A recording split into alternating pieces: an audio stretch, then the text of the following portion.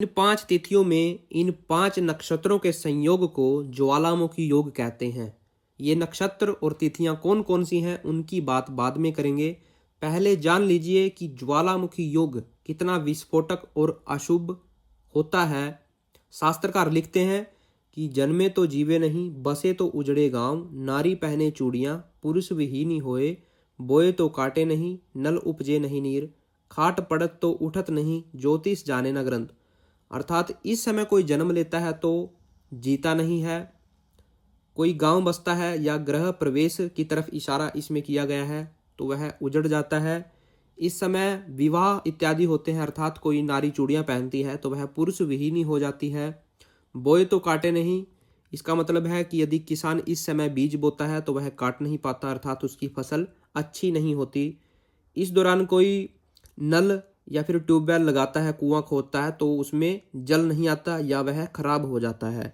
और व्यक्ति इस समय कोई बीमार हो जाता है तो उसकी बचने की संभावना होती है परंतु वह ठीक नहीं होता, अर्थात वह बेड रेस्ट पर ही रह जाता है।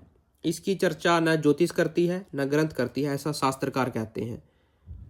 और ये योग कब बनता है अब उसकी बात करते हैं।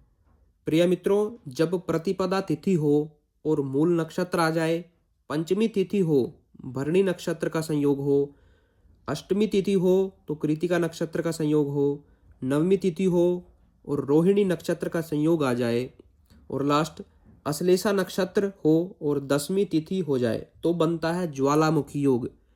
यह बहुत ही विनाशकारी और विस्फोटक माना जाता है। लोक शास्त्रकारों ने इसके बारे में बहुत सी नकारात्मक बातें लिखी हैं, तो सावधानियां विशेष रूप से रखनी चाहिए कि इस दौरान न तो विवाह करना चाहिए, न गृह प्रवेश करना चाहिए, न बीज बोना चाहिए, न इस दौरान कोई नया कार्य शुरू करना चाहिए, कोई जल से संबंधित स्रोत नहीं बनाने चाहिए इस दौरान। आशा है कि आपको जानकारी अच्छी लगी होगी। मिलते हैं अगले वीडियो में एक नई योग की चर्चा के साथ। तब तक के लिए हर हर महादेव।